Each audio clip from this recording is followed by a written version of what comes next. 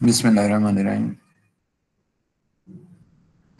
Last time के जो दो लेक्चर्स हैं उनकी मैं वीडियो अपलोड कर दूंगा रिकॉर्ड करके, और उनका एक सेशन जो है वो हम डिस्कस कर लेंगे, जो क्वेश्चन आंसर सेशन होगा।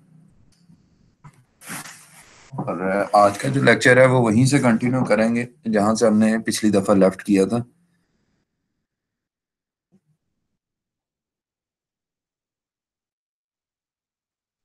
ये थॉमस एंड फिनी की बुक ही है, और चैप्टर कर रहे थे हम, चैप्टर नंबर 2। एक्सरसाइज है ये 2.2। और इसमें कुछ क्वेश्चन मैंने आपको असाइन किए थे।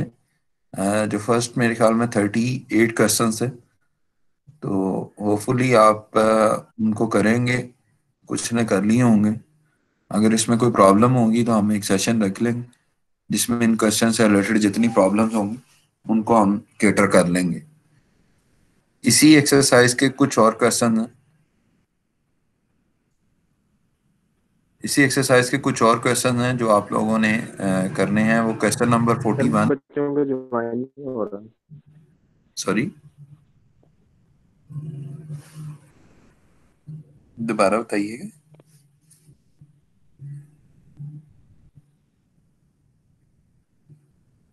Hello, hello. सर कुछ बच्चों को ज्वाइन नहीं हो रहा। एडमिट कर मैं ना देना। अ, मैं लिंक दोबारा भेज देता हूँ। इंटरनेट की वजह से शायद थोड़ा लैग आ रहा हो। मैं लिंक दोबारा भेज देता हूँ। सर बच्चों को एडमिट करते हैं, वो क्लास में आना चाहते हैं। मैं करता हूँ।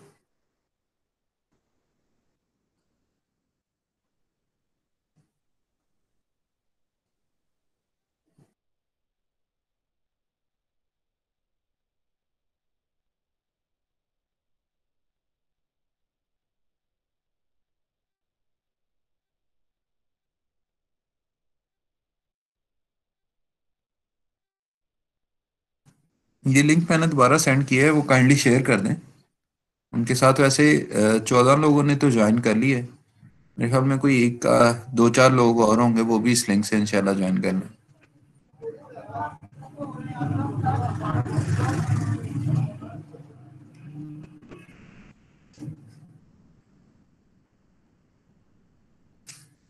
ठीक है जी। इसमें क्वेश्चन नंबर 41, 42,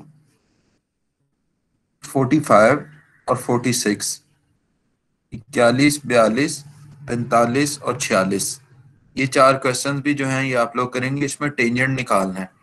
टेंजेंट निकालने के लिए मैंने आपको बताया था कि आप जो कर्व की इक्वेशन गिवन होती है, यानी वाई की जो इक्वेशन गिवन है आपके पास, उसका आप डेरिवेटिव लेते हैं। डेरिवेटिव लेने के बाद आपके पास एक सर्टेन पॉइंट होता है।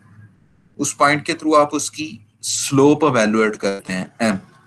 जब आप उसकी स्लोप अवेलुएट कर लेते हैं, कैसे, जैसे एक एग्जांपल हमने की थी, वो मैं दिखा भी देता हूँ दोबारा। तो आप जब उसकी स्लोप एवेलुएट कर चुके होते हैं तो उसके बाद आप पॉइंट की इक्वेशन के थ्रू, यानी y - y1 divided by x - x1 is equal to m, और स्लोप आपने एवेलुएट कर ली है। अब आपके पास दो पॉइंट्स होंगे, एक x का और एक y का। यानी जो एक पॉइंट गिवन होगा उसमें दो आपके पास कंपोनेंट्स होंगे, एक x की वैल्यू होगी और एक y की वैल्यू होगी। तो आप y1 की जगह पे वो वैल्यू पुट करेंगे और x1 की जगह पे वो वैल्यू पुट करेंगे। इसको जब आप इक्वेट करेंगे तो स्लोप आप पहले एवेलुएट कर चुके हैं, उसकी वैल्यू के साथ जब आप मल्टीप्लाई, आपके पास इक्वेशन आ जाएगी कि इसकी टेंजेंट की इक्वेशन आ जाएगी। मैं आपको ये दिखा देता हूँ। ये पिछली जो लेक्चर था उसमें भी आपके किसी क्लास फेलो ने पूछा था, फिर मैंने इसको एक्सप्लेन किया था कि टेंजेंट की इक्वेशन कैसे जो है वो आ रही है।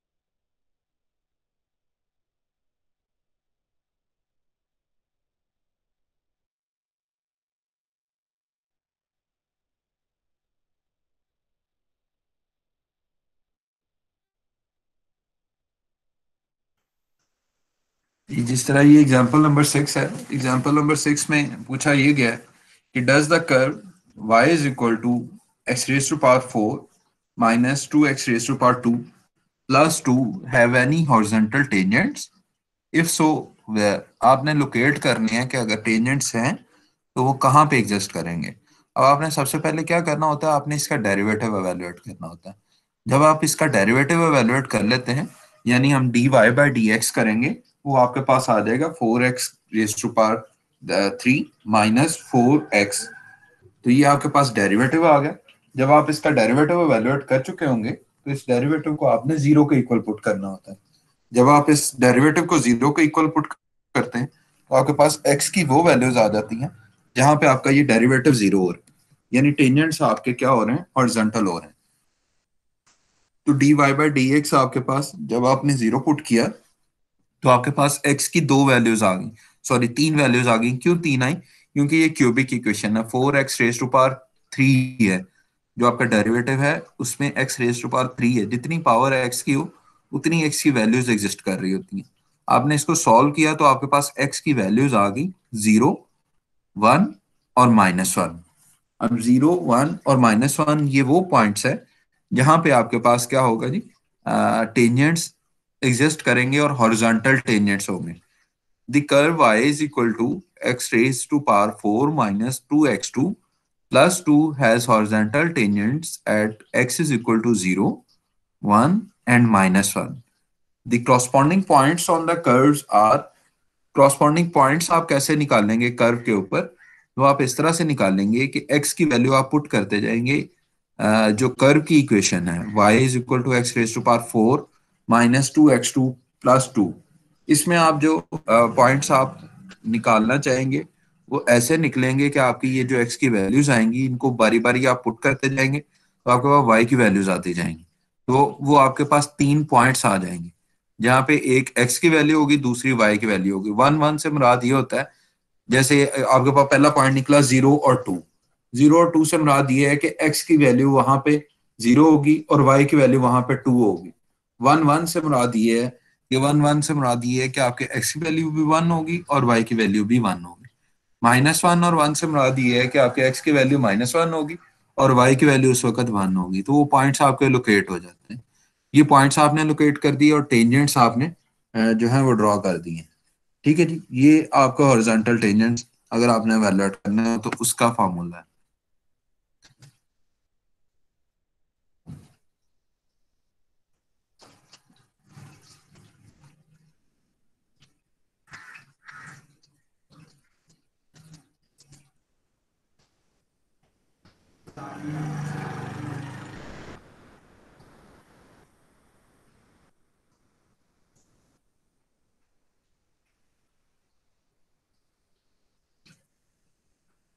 अच्छा, अब ये जैसे एग्जांपल नंबर 11 थी, इसमें था कि find an equation for the tangent to the curve. अब आपके पास कर्व की इक्वेशन गिवन है, यानी y is equal to X plus 2/x, ये कर्व है। इसके ऊपर आपने टेंजेंट्स की इक्वेशन फाइंड आउट करनी है। तो टेंजेंट की इक्वेशन फाइंड आउट करने के लिए आपको साथ एक पॉइंट गिवन होगा कि फलाने पॉइंट के ऊपर आप जो है वो इसकी टेंजेंट की इक्वेशन जो है वो फाइंड आउट कर दें। अब आपके पास टेंजेंट फाइंड आउट करने के लिए अगेन वही मेथड है कि आप इसका डेरिवेटिव लेंगे। अब आपने इसका डेरिवेटिव लिया, D Y by D X लिया, वो आप एवेलुएट कर लेंगे। अब आपके पास एक पॉइंट गिवन है, वो पॉइंट है 1 और 3। 1 से मुराद x की वैल्यू 1 है और y की वैल्यू आपके पास 3 है। 1 3 का मुराद जो पॉइंट 1 और 3 है उसमें x की वैल्यू 1 है और 3 जो है वो आपके पास y की वैल्यू है। तो अब आपके पास जो इक्वेशन डेरिवेटिव की निकलेगी, यानी जब आपने डेरिवेटिव एवेलुएट कर लिया D Y by D X that is equal to 1 - 2/x2, ये आपके पास इक्वेशन आ गई डेरिवेटिव की। अब आप इसमें x की वो वैल्यू पुट करेंगे जो कि उस पॉइंट में गिवन है, यानी x आपके पास वहां पे 1 गिवन था, 1 और 3 का एक पॉइंट था। तो आप x की वैल्यू 1 पुट करेंगे। 1 पुट करने के बाद आप इसको एवेलुएट करेंगे तो आपकी स्लोप आ जाएगी उस पॉइंट के ऊपर। वो स्लोप हमारे पास लेट्स सी आ रही है इस एग्जांपल में -1। अब आपके पास ये स्लोप आ गई। अब एक इक्वेशन होती है,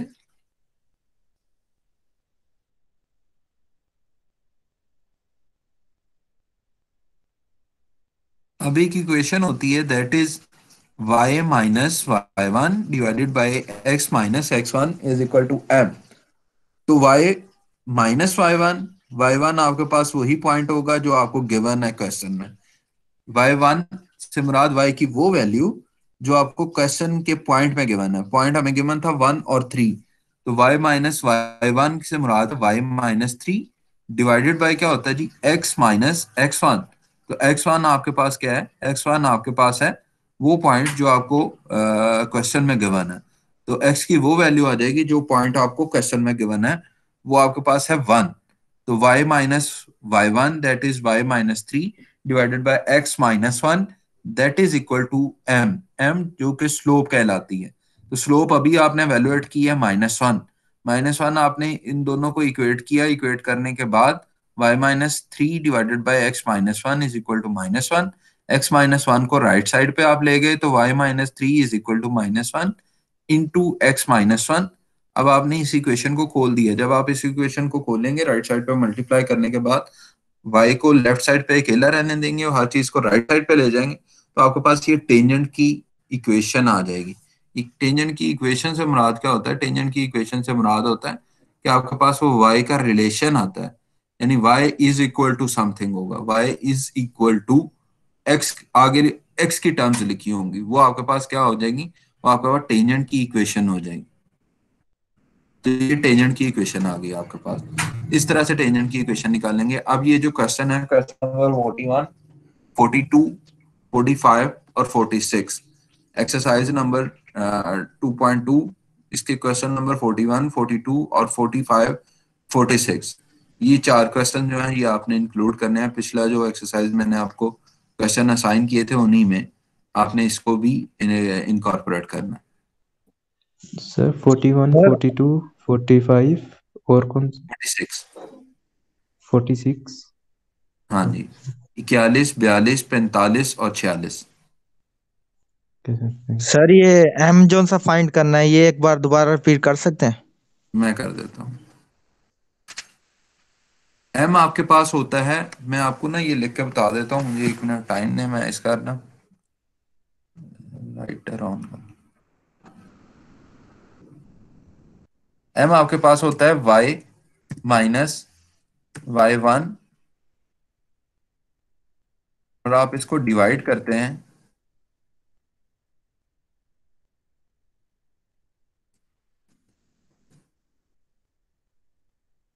x minus X one. One जो है ये x के सबस्क्रिप्ट में है, that is equal to m। m आपके पास स्लोप होती है, ठीक है जी। ये इक्वेशन होती है, ये आपको नजर आ रहा है जो मैंने अभी लिखा है टाइपराइटर से? यस सर, नजर आ रहा है। यस सर जी, ये y minus Y one divided by X minus X one. तो y की चेन डिवाइडेड बाय x की change, that will give you slope of any equation. जब आपने किसी भी जगह पे स्लोप निकालनी है तो आपको एक पॉइंट गिवन होगा। जैसे इसमें एक पॉइंट गिवन था 1 और 3 का, पॉइंट आपके पास था 1, 3। 1 इसमें x था, x y आपके पास 3 था। ये तो आपको आइडिया है कि जब आपको पॉइंट कर्व के ऊपर गिवन हो तो पहला जो डिजिट होता है वो x का होता है और दूसरा y का होता है।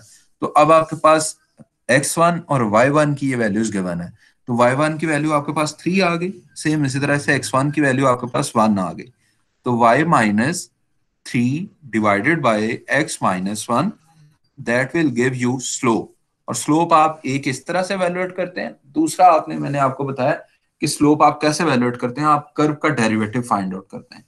तो इन क्वेश्चंस में ये जो आपको असाइन किए गए हैं जो मैं आपको बता रहा हूँ, इसमें आपने करना यह है कि आपने इक्वेशन निकालनी है टेंजेंट की। तो टेंजेंट की इक्वेशन निकालने के लिए आपको स्लोप नोन होनी चाहिए और एक पॉइंट नोन होना चाहिए, यानी एक पॉइंट आपको पता हो और दूसरा स्लोप पता हो।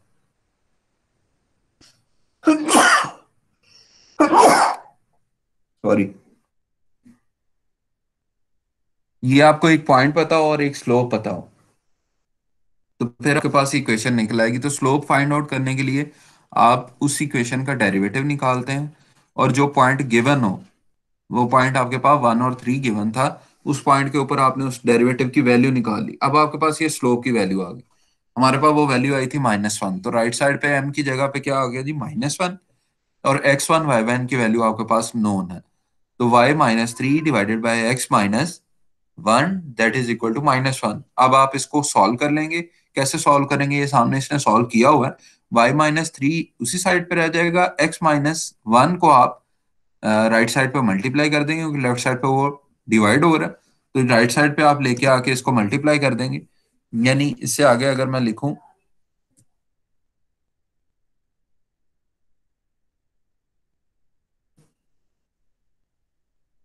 तो ये आपके पास बन जाएगा जी y-3 हो गया था और डिवाइडेड बाय क्या हो गया था x-1, जब हमने पॉइंट की वैल्यू पुट करी, और राइट साइड पे हमारे पास क्या आ गया था कि m की वैल्यू क्या आ गई, वो होगी आपके पास -1, तो ये इक्वेशन बन गई। अब अगर इसको फर्दर एलेबोरेट करूं मैं, तो ये आपके पास क्या हो जाएगा जी, ये x-1 राइट साइड पे जाके मल्टीप्लाई हो जाएगा, तो ये अब आपके पास इक्वेशन बन जाएगी y-3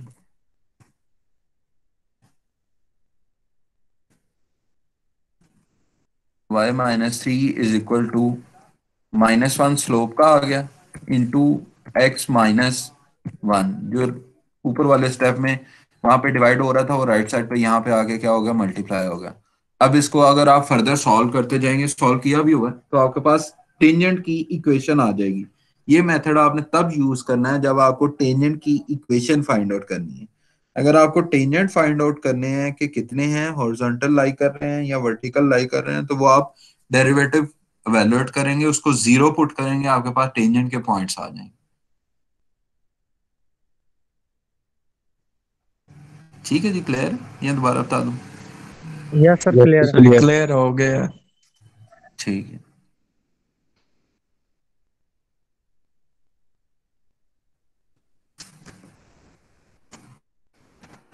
तो फिर आगे चलते हैं।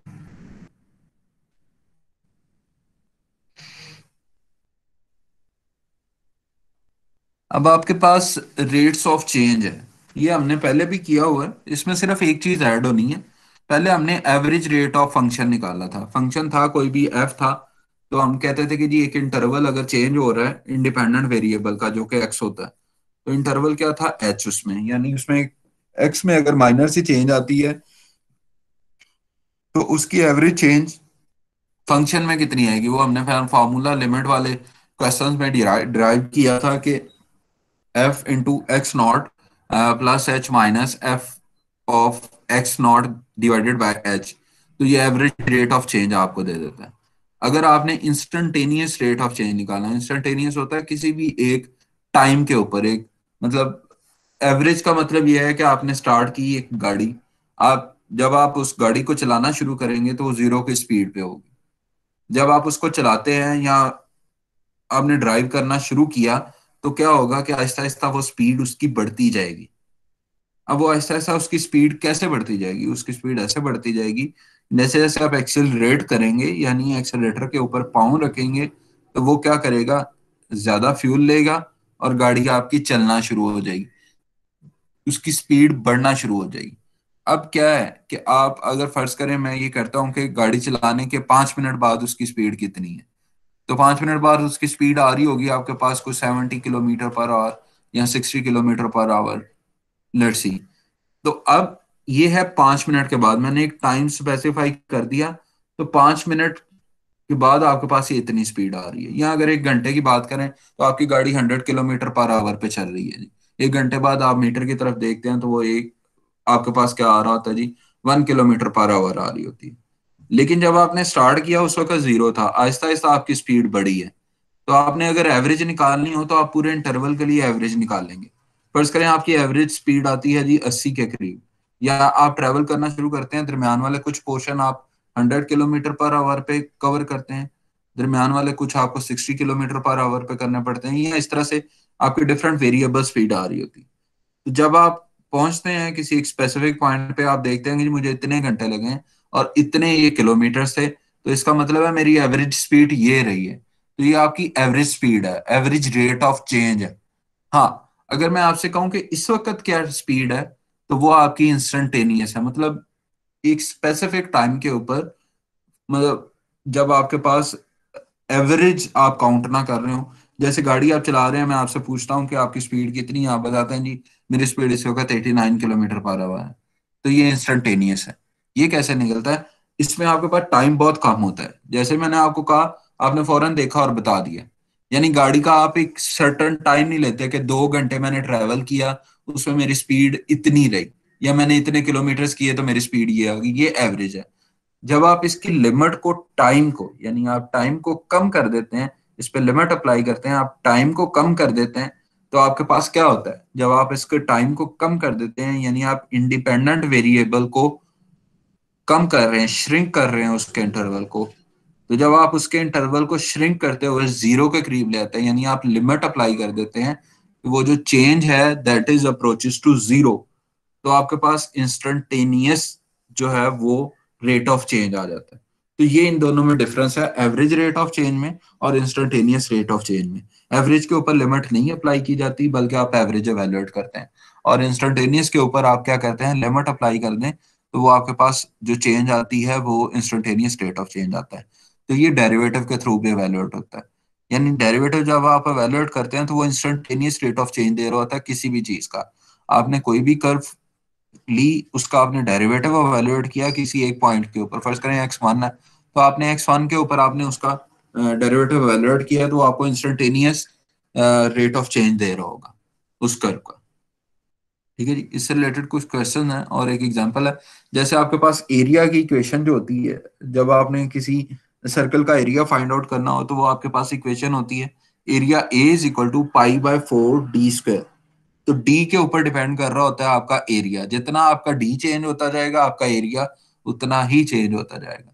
अब अगर मैं ये कहूं कि आप इसका जो इंस्टेंटेनियस रेट ऑफ चेंज निकालना है मुझे, तो वो आप क्या करेंगे, आप इसका डेरिवेटिव लेंगे, एरिया का डेरिवेटिव लेंगे, किसकी रिस्पेक्ट से? डायमीटर की रिस्पेक्ट से। क्यों? क्योंकि डायमीटर चेंज होगा तो एरिया चेंज होगा। एरिया की चेंज डिपेंड कर रही है किसके ऊपर? डायमीटर के ऊपर। तो डायमीटर आपका इंडिपेंडेंट वेरिएबल हो गया और एरिया आपका डिपेंडेंट वेरिएबल हो गया, जो डिपेंड कर रहा है डायमीटर की चेंज के ऊपर। तो area is equal to π/4d² है। तो आपने अगर इसका इंस्टेंटेनियस रेट ऑफ चेंज निकालना हो, तो आप क्या करेंगे, आप इसका डेरिवेटिव एवेल्युएट करेंगे। आपने इसका डेरिवेटिव एवेल्युएट किया, डेरिवेटिव एवेल्युएट करने के लिए dA/dt किया, सॉरी dA/dt किया आपने, तो आपके पास क्या आएगा, π/4 × 2d that is equal to π/2d। तो ये आपके पास डेरिवेटिव आ गया। When d is equal to 10 metre the area is changing at a rate. जब आपके पास d10 हो, फर्ज करें आपके पास d10 है, तो आपके पास जब आप इस इक्वेशन में पुट करेंगे तो ये आपके पास चेंज आ जाएगी कि आपका एरिया किस रिस्पेक्ट से चेंज हो रहा है। आपका एरिया 5π की रिस्पेक्ट से चेंज हो रहा है, यानी हर एक पॉइंट के ऊपर आपके पास ये एरिया की चेंज आ रही होती है, ये इंस्टेंटेनियस चेंज कहलाती है। Motion along a line, displacement, velocity, speed and acceleration. Speed and acceleration, displacement क्या होता है? फर्ज करें आपके पास एक इक्वेशन है डिस्टेंस की या एस की, तो वो आपके पास क्या है, S is equal to f(t), यानी फंक्शन है कोई भी टाइम के डिपेंडेंट। जैसे जैसे आपका टाइम बढ़ता जाएगा, आपका जो एरिया कवर्ड है या आपके पास जो डिस्टेंस है वो बढ़ता जाएगा। तो S is equal to f(t), the displacement of the object over the time interval from t to t+t। यानी जब आप फर्ज करें पहले आपके पास t है 5, जब आपने एवेल्युएट करना चाहा तो वो आपके पास 15 है, यानी पहले 5 सेकंड थे, अब आपके पास 15 सेकंड है। तो डेल्टा टी आपके पास कितना हो जाएगा, 5 + 10 दैट इज इक्वल टू 15। तो T plus delta T that is equal to 5 + 10, T plus 10 is delta S is equal to F. आप एक उसकी पोजीशन निकाल लेंगे।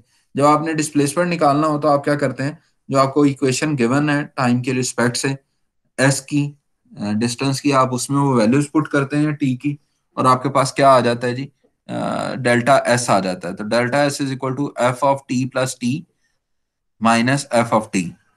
अब अगर आपने एवरेज वेलोसिटी निकालनी हो तो आप क्या करेंगे, delta S over delta T करेंगे। तो डेल्टा टी करने से आपके पास एवरेज वेलोसिटी आ जाएगी। हाँ, अगर आपने इंस्टेंटेनियस वेलोसिटी निकालनी हो तो आप इसकी लिमिट डेल्टा टी की 0 को अप्रोच करवा देंगे।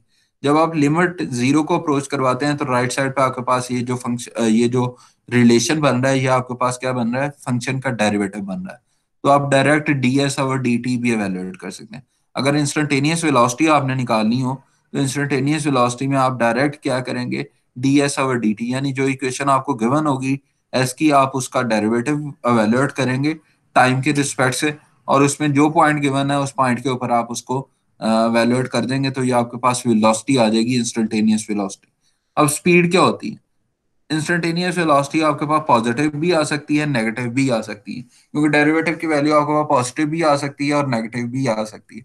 लेकिन जो स्पीडोमीटर होता है आपकी गाड़ी का, वो कभी आपको ये नहीं शो करता कि आपकी स्पीड नेगेटिव आ रही है, यानी जीरो से ही वो स्टार्ट होता है। तो नेगेटिव कब आती है? जब आपका डिस्टेंस कम हो रहा हो। जैसे आपने फिक्स किया कि मैंने घर जाना है, तो घर जाने के लिए आपने स्टार्ट किया किसी एक बाहर, मतलब आप कहीं पे रुके हुए थे।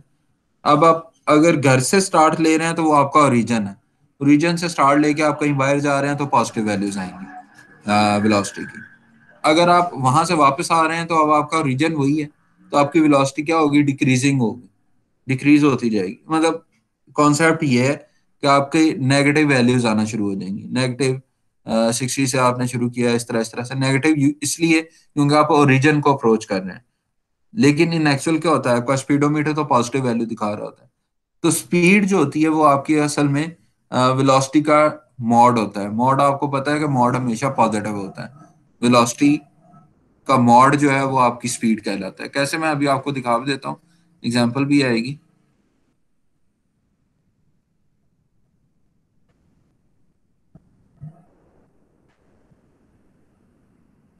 जैसे ये है एस इंक्रीजिंग पॉजिटिव स्लोप से मुराद ds और dt आपका पॉजिटिव होगा, जीरो से बड़ी वैल्यू होगी। तो इसका मतलब है कि आपका s जो है वो इंक्रीज कर रहा है with the passage of time. और अगर आपके पास ये जो कर्व दिखाई गई है 2.22 फिगर में, दूसरे वाला जो पोर्शन है बी कर्व, उसमें आपके पास डिक्रीजिंग ट्रेंड आ रहा है, एस आपका डिक्रीज कर रहा है with the passage of time. तो इसका मतलब है ds और dt is less than zero, यानी आपके पास जो वेलोसिटी आएगी वो आपके पास नेगेटिव आएगी, स्लोप आपके पास नेगेटिव आ रही हो, -3। लेकिन आपकी जो स्पीडोमीटर है वो ऐसा शो नहीं करता। उसकी वजह है कि आपके पास जो स्पीड होती है वो उसका मॉड होती है। मॉड से मुराद यानी उसकी नेगेटिव वैल्यू को भी वो पॉजिटिव वैल्यू ही शो करेगा। अब एग्जांपल नंबर 3 है, एग्जांपल नंबर 3 में इस चीज को एक्सप्लेन किया गया है। इसमें आप स्टार्ट लेते हैं जीरो से, और आप की जो वेलोसिटी है वो पहले इंक्रीज करती है 1 तक, फिर 1 से 2 वो आपकी वेलोसिटी कांस्टेंट रहती है, और फिर आप क्या करते हैं, स्लो करते हैं, गाड़ी को स्लो करते हैं। स्लो करने के बाद आपके पास ये वेलोसिटी जो है वो आपके पास डिक्रीज होना शुरू हो जाती है, और वो डिक्रीज होती रहती है 0.3 से आगे भी। 0.3 से आगे आप बैकवर्ड चलना शुरू हो जाते हैं, यानी जहां से आपने ट्रेवल किया, आपने यू टर्न लिया, यू टर्न लेके आप वापस आना शुरू हो गए, या आपने गाड़ी का रिवर्स गियर लगाया, रिवर्स गियर लगा के भी आप वापस आ रहे हैं। अब आपका आप अब वेलोसिटी क्या है, वो नेगेटिव होना शुरू होगी, वेलोसिटी नेगेटिव होना शुरू हो रही है। 3 से 5 तक नेगेटिवली डिक्रीज हो रही है पहले, फिर नेगेटिव इंक्रीज हो रहा है। 3 से 4 डिक्रीज, फिर 4 से 5 इंक्रीज। 5 से 6 आपके पास क्या है, आप रुके हैं, आपने गाड़ी रोकी है, और 6 पॉइंट के बाद आपने फिर अगेन क्या किया, गाड़ी को चलाना शुरू कर दिया, यानी स्पीड अप होना शुरू होगी। अब आपके पास ये वेलोसिटी का कर्व तो आ गया जिसमें पॉजिटिव वैल्यूज भी हैं, नेगेटिव वैल्यूज भी हैं। लेकिन जो आपका स्पीडोमीटर होगा, जब आप गाड़ी को रिवर्स भी कर रहे होंगे, वो आपको एक पॉजिटिव वैल्यू बता रहा होगा, वो नेगेटिव वैल्यू नहीं बता रहा होगा। तो वो आपके पास, मतलब फर्ज करें आप बैक लेके आ रहे हैं गाड़ी को, तो तब भी वो 10-20 किलोमीटर पर आवर पॉजिटिव ही दिखा रहा होगा। तो आप क्या करते हैं, क्या वो स्पीडोमीटर क्या है, वो असल में आपको मॉड की वैल्यू दे रहा होता है, यानी आप ds ओवर dt का मॉड उसमें आपको शो हो रहा होता है, actual value ds over dt की वैल्यू शो नहीं हो रही होती। तो ये है आपकी स्पीड। स्पीड आपकी एब्सोल्यूट वैल्यू ऑफ वेलोसिटी होती है, उसमें आपके पास उसका माइनस या प्लस या साइन मैटर नहीं कर रहा होता वेलोसिटी का। तो absolute velocity, absolute value of velocity is called speed. ये स्पीड आ गया। अब आपके पास पहला डेरिवेटिव है वो वेलोसिटी देता है। अगर आप उसी का दूसरा डेरिवेटिव एवेलुएट करें, सेकंड डेरिवेटिव, तो वो आपके पास एक्सीलरेशन आता है। एक्सीलरेशन आपके पास आ गया d स्क्वायर, और d square S over D T square. तो ये आपके पास क्या आ गया जी, आपने सेकंड डेरिवेटिव वैल्यूएट किया तो ये आपके पास एक्सेलरेशन आ गया। इस एक्सेलरेशन को आप वैल्यूएट कर सकते हैं किसी भी एक पॉइंट के ऊपर जो पॉइंट आपको गिवन हो। अब आपके पास फ्री फॉल की इक्वेशंस होती हैं। फ्री फॉल की इक्वेशन जो आपने एफ एस सॉरी उसमें डीएई में पढ़ी होंगी, जब आपकी कोई चीज़ हम एफ एस सी या डीएई में पढ़ी होंगी कि जब हम किसी चीज़ को किसी एक हाइट से गिराते हैं तो उसकी इनिशियल वेलोसिटी वी आई जो है वो जीरो होती है। वी एफ वो वेलोसिटी होती है जिसके साथ वो स्ट्राइक करती है। तो two A S is equal to V F square minus V F square over V I square. तो इस तरह की रिलेशंस को आप फर्दर सिंप्लीफाई जब करते थे तो ग्रेविटी की इक्वेशन में वो आपके पास ए जो है वो जी चेंज हो जाता था, यानी ग्रेविटेशनल एक्सेलेरेशन आता था। तो वो आपके पास इक्वेशन बनती है S is equal to 1/2 G T square. तो ये एस की इक्वेशन है वन टाइम के लिहाज से। जैसे जैसे टाइम बढ़ता जाएगा तो आप एस फ्री फॉल के केस में, फ्री फॉल से मुराद आप कोई चीज गिराएं जमीन की तरफ, कहीं एक कांस्टेंट हाइट से आपने चीज गिराना शुरू कर दी। अब इसकी एक एग्जांपल पर करते हैं, उससे आपको आइडिया हो जाएगा। एग्जांपल 4 है, इसमें आपने एक बॉल जो है वो गिराना शुरू किया। आपके पास एस जो है वो आपने एवेलुएट करना है with the passage of time. Time की रिस्पेक्ट से आपके पास एस यानी बॉल जो है वो नीचे गिरता जाए। फर्ज करें आपने 90 मीटर से ये बॉल गिराना शुरू किया, तो 90 मीटर को डायरेक्ट तो वो आके हिट नहीं कर देगा कि एक सेकंड में आपने गिराया गिराया बॉल उसी सेकंड में आके वो उसको 90 मीटर के ऊपर स्ट्राइक कर देगा। नहीं, होगा ये कि आपके टाइम लगेगा इस चीज को। जैसे आपने बॉल को फेंका तो पहले सेकंड में वो उसने एक सर्टन ट्रेवल किया, एक डिस्टेंस ट्रेवल किया, फिर दूसरे सेकंड में, तीसरे में, चौथे में, इस तरह से। तो figure 2.24 shows the free fall of a heavy ball bearing release from rest at t is equal to 0 second. How many meters does the ball fall in first 2 second? तो पहले 2 सेकंड में कितने मीटर बॉल आपकी fall करेगी, एक तो ये चीज एवेलुएट करनी है। What is its velocity, speed and acceleration then. तो आपके पास इसकी स्पीड और एक्सीलरेशन क्या होगा ये एवेलुएट करना है। अब हमारे पास एस की जो इक्वेशन होती है that is equal to 1/2 G T square. तो जी की वैल्यू क्या होती है 9.8। तो 1/2 इंटू 9.8 मैं ये लिख देता हूँ आपको। आपके पास इक्वेशन होती है G S is equal to 1/2 G T square, G T square यह आ गई आपके पास। अब आपने क्या करना होता है, जी की वैल्यू आपके पास है 9.8, ग्रेविटेशनल कांस्टेंट की वैल्यू आपके पास क्या होती है 9.8। तो आपने यहाँ पे पुट किया जी 9.8 इंटू टी स्क्वायर।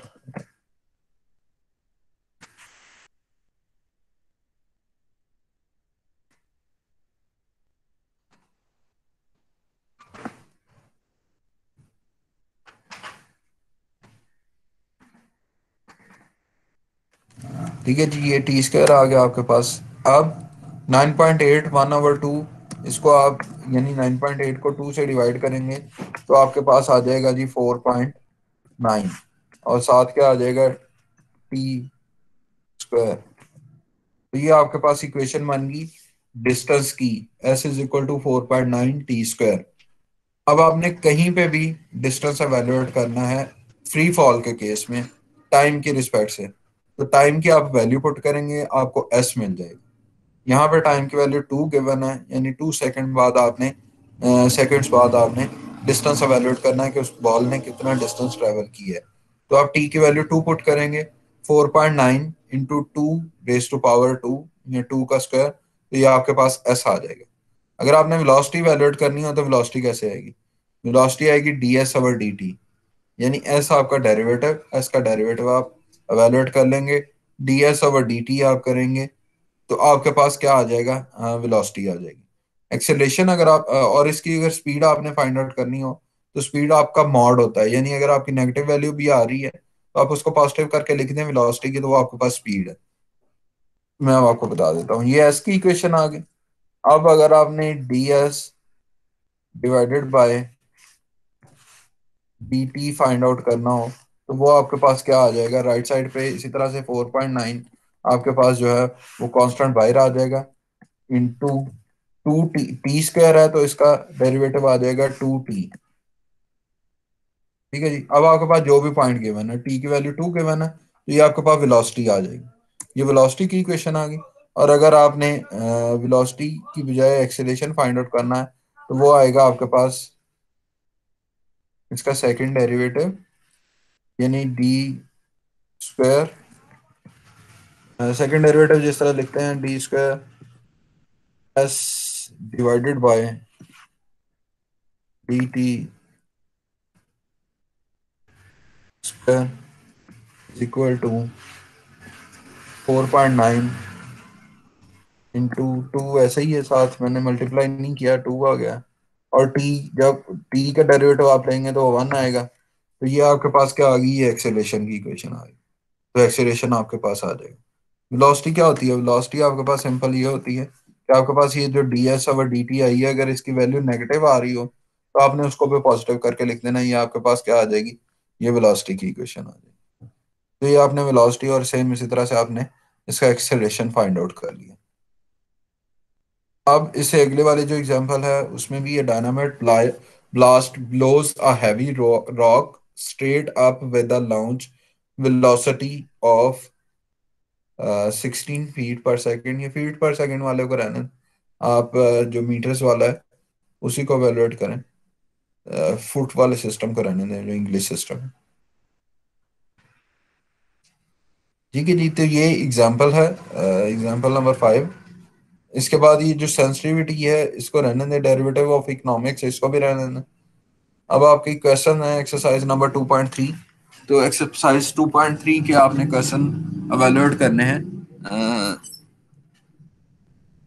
आपने इवेलुएट ये क्वेश्चन जो है वो सॉल्व करने हैं 1 to 6। 1 to 6 के बाद आपने फ्री फॉल की एप्लीकेशन, यानी फ्री फॉल के क्वेश्चन जो हैं वो सॉल्व करने हैं। वो आपने करने हैं जी 9, 10, यानी 1 to 6 के बाद 9, 10 और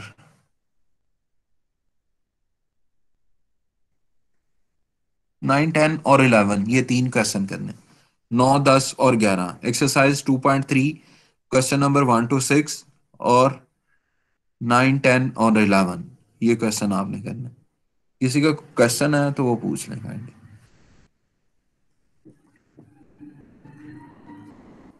लीव आप उस वक्त नहीं करें, उस वक्त तक नहीं करेंगे जब तक मैं नहीं कहूंगा।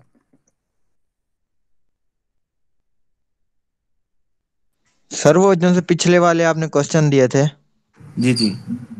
सर उनमें से वो जो सा लास्ट पार्ट है वो नहीं हो रहा। क्वेश्चन नंबर बताएंगे काइंडली? यस सर, एक मैं बताता हूँ। हाँ हाँ, देख लें। सर जी लास्ट 38 ही बनता है। लास्ट पार्ट की बात कर रहे हैं, मेरे ख्याल में 31 से 38 की बात कर रहे होंगे। जी सर। अच्छा, इसमें आपने फर्स्ट डेरिवेटिव एवेलुएट कर लिया। जैसे y की इक्वेशन गिवन है 31, क्वेश्चन नंबर 31 है, that is equal to y is equal to x³ + 7 divided by x। आप इस पे क्वोशंट रूल लगाएं। क्वोशंट रूल लगाने के बाद आपके पास क्या हो जाएगा, y1 आ जाएगा। सॉरी, y1 कह रहा हूँ, y डैश आ जाएगा, फर्स्ट डेरिवेटिव आ जाएगा। फर्स्ट डेरिवेटिव आ यस जाएगा। सर। अब आपने इसका सेकंड डेरिवेटिव, जो फर्स्ट सेकंड डेरिवेटिव एवेलुएट करना है। जो फर्स्ट डेरिवेटिव आया उसको आप फर्दर डेरिवेटिव ले लेंगे तो आपके पास सेकंड डेरिवेटिव आ जाएगा। ठीक है जी। Yes sir. सर पहले 12 की तरह है ये भी क्वेश्चन। जी जी जी जी, वही है सारे। इसमें सिर्फ सेकंड डेरिवेटिव वैल्यूएट करना है। फर्स्ट करेंगे उसके सर बाद पहले उसका में भी सेकंड। सर जी पहले में भी ऐसे ही है। 12 में जी जी पहला और दूसरा दोनों डेरिवेटिव मालूम करने हैं। जी जी जी जी जी, पहले वालों में उसमें समेशन है असल में ना, ज्यादातर रोल प्ले हो रहा है उसमें समेशन रूल का। इसमें क्वोशंट रूल का और मल्टीप्लिकेशन का जो रूल है वो आपके पास इम्प्लीमेंट हो रहा है। जब आपके फंक्शंस मल्टीप्लाई हो रहे हो या डिवाइड हो रहे हो, इसमें वो वाला इनकॉर्पोरेट हो रहा है रूल। सिर्फ रूल का फर्क है, बाकी है वही, आपने सेकंड डेरिवेटिव ही वैल्यूएट करना है इसमें। ठीक है sir. Sir thank you question sir. Number 13 है सर। 13, हाँ जी 13 मैं देख लेता हूँ। सर जी जी बताएं। इसका इसका सर डेरिवेटिव हम लेंगे तो सेंटर में प्लस आएगा ना सर, या जी माइनस? जी जी जी, प्रोडक्ट के केस में प्लस आता है जब आप प्रोडक्ट रूल जी लगा रहे हो। जब आप क्वोशंट रूल लगा रहे हो तो माइनस आता है, और डिवाइड होता है आपका सेकंड फंक्शन का स्क्वायर। ठीक है। ये तो ऊपर सर रूल गिवन है। प्रोडक्ट सॉरी, कहाँ पे सर रूल है? ये ना रूल्स ऊपर गिवन है जो मैंने उस दिन करवाए थे। इसमें आपके पास क्वोशंट रूल के केस में आपके पास किस तरह से आएगा। The quotient rule, rule number 6 है, d u over d y है, d over d x u over v. तो u का डेरिवेटिव और v साथ वैसे ही, माइनस v का डेरिवेटिव और u साथ वैसे ही, डिवाइडेड बाय v स्क्वायर। तो ये क्वोशंट रूल है सेम इसी तरह से। इससे पिछले वाला जो रूल है, रूल नंबर 5, वो आपका प्रोडक्ट रूल है। उसमें प्लस आता है, v का डेरिवेटिव u साथ वैसे ही, और फिर आपके पास v वैसे ही और u का डेरिवेटिव। ठीक हो गया सर। और किसी को कोई क्वेश्चन है तो पूछना काइंडली।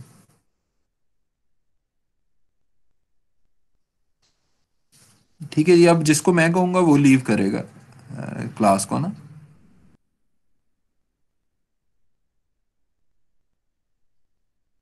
ठीक है जी, जिसको मैं कहूंगा, जिसका नाम लूंगा, वो लीव करते जाए। अपना रोल ठीक है नंबर लिख ओके के चैट में ओके तो रिलीव करते जाए। अच्छा सर जी, तैयब नेक्स्ट बनवर, वीक क्लास होगी? सॉरी, यस सही, नेक्स्ट वीक मैं कह रहा हूँ क्लास होगी या फिर विंटर वेकेशन हो जाएंगी? क्लासेस होंगी। ठीक है सर। हाँ जी, पेपर चेक हो गए सर? पेपर चेक हो गए? पेपर स्टार्ट हुए हैं, चेक होने यार, इंशाल्लाह इस वीक में हो जाएंगे। ठीक हो गया। तैयब अनवर तो जो सर है हम, अपना रोल नंबर, जी जी बताएं।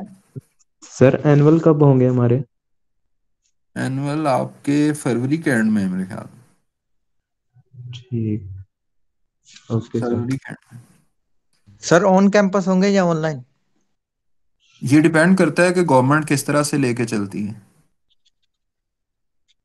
ठीक। गवर्नमेंट आपकी इम्पोज करती है, स्टिल आपके पास मतलब कोविड की वजह से तो आपका ऑनलाइन ही होगा, अदरवाइज ऑन कैंपस होगा। ठीक है जी, तैयब अनवर जो है अपना रोल नंबर लिख के तो इवेलुएट, ओ सॉरी, लीव कर दें। यस। चैट में रोल नंबर लिख के लीव कर दें। तलहा मुस्तफ़ा अपना रोल नंबर लिख के लीव कर दें। तलहा मुस्तफ़ा।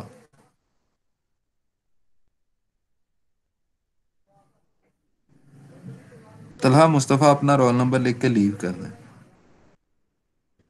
अच्छा, तनवीर वरिंद जो है ये लीव कर दें, ये अपना रोल नंबर लिख के। तनवीर अपना रोल नंबर लिख दें चैट में और लीव कर दें।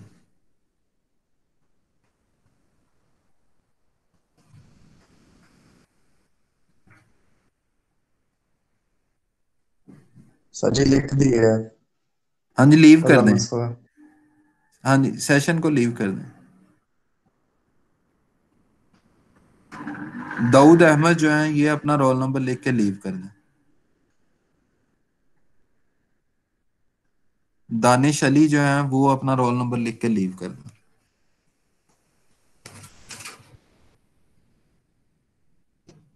अबसार रफाकत जो है ये अपना रोल नंबर लिख के लीव कर दें। Adnan yes Mazhar sir. Leave कर दें sir roll roll number number लिख लिखा के। हुआ है, वैसे लीव कर दूं? हाँ जी, मैंने कर दें। लिख दिया था रोल नंबर। ठीक है, ठीक है, थैंक यू। कर दें। Thank you sir. Mohammad Shahzeb leave कर दें जी, अपना रोल नंबर लिख दें अगर नहीं लिखा। यस सर, राइट कर दिए, 10 में लीव कर दें। अदनान मजहर लीव कर दें। सैयद नादे अली लीव कर दें। सैयद सुलेमान लीव कर दें। थैंक यू सर, अल्लाह हाफिज। हमाद फहीम लीव कर दें। अबू बकर लीव अल्लाह कर दें। हाफिज सर। अल्लाह हाफिज। अल्लाह हाफिज। अल्लाह हाफिज।